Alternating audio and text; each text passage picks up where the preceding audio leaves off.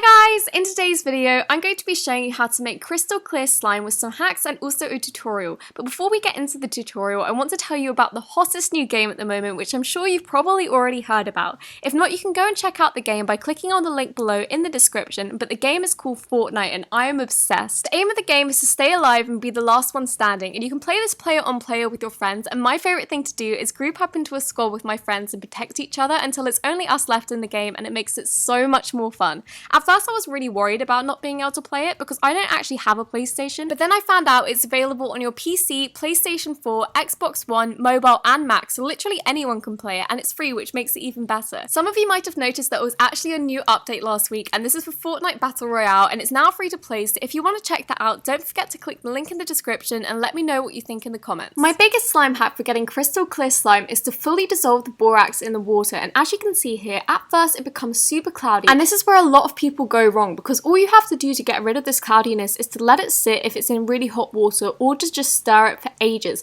And if you notice there are parts that aren't dissolving, you can spoon them out or just not use that mixture. And then my favourite recipe to make clear slime is using Elmer's clear glue, because this is completely see-through, and then vegetable glycerin is my key ingredient, and this thickens up the slime so much, so when you add in water it won't become jiggly or kind of flimsy, it stays really thick. And because I find water quite hard to stir into clear slime mixtures, I also add a bottle of glue on top, so it's kind of like a layered mixture, and as you can see it turns really cloudy at first. I think it's the vegetable glycerin just reacting with the other ingredients, but the more you stir it, the clearer it becomes. The main question I get is, why does my clear slime turn so hard? And it's because the slime goes from a really big fluffy airy slime to having no air bubbles in it, and so it's all compressed, so it goes to a really thick mixture, and sometimes it can turn rubbery. So I recommend adding a tiny bit of activator and stirring it for literally 5 minutes, because as you can see here, it goes from a really gooey mess to almost being perfect. So then I just add a tiny bit more borax, but I do like to leave it a little sticky because I find that the more you activate the slime, the harder it is for the air bubbles to rise, and so it takes longer to clear up. But if you leave it a tiny bit sticky, it should take a lot less time. And then you just want to split it up in little containers, and this would just increase the surface area, so the bubbles will find it a lot easier to come out the slime. And then when you've left it for a couple of days, I do find that my slimes take 5 to 7 days if fully activated, and 3 to 5 if they're not.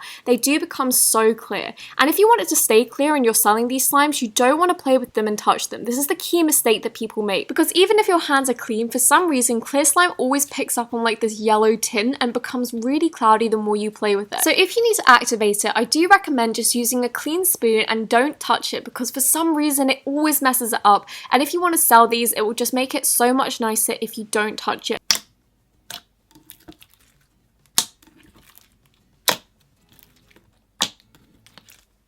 After leaving the slime for a few days, as you can see, the clarity isn't as much because I've just played with it, but when you do stretch it out, it is super clear still, and as you can see, you can still see through it, but in contrast to what it was before, it isn't anywhere near as good.